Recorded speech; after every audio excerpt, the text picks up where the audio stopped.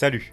Aujourd'hui, je vous parle d'un personnage particulièrement bavard, je vous parle de Groot. C'est en 1960, dans le numéro 13 de Tales to Astonish, durant l'âge d'argent des comics, que Groot voit le jour.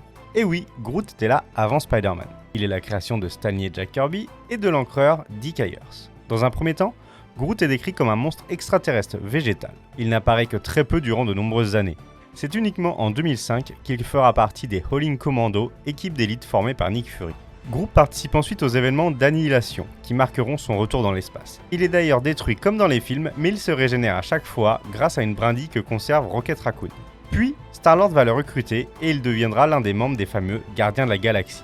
Le duo qu'il forme avec Rocket Raccoon au sein des Gardiens fonctionnera si bien qu'ils obtiendront des histoires dédiées dès 2011, avant même la sortie du premier film. Dans les comics, on apprend que Groot est un Flora Colossi qui provient de la planète X. Il a été exilé par les Arbor Masters et s'est donc mis à explorer d'autres galaxies. Il participe à de nombreuses missions au sein des Gardiens de la Galaxie, mais disposera tout de même de 2 séries qui lui seront consacrées entièrement, et notamment la série Groot d'août 2015. L'autre série, I Am Groot, de mai 2017, devrait fortement inspirer la mini-série éponyme qui sortira sur Disney+, le 10 août 2022.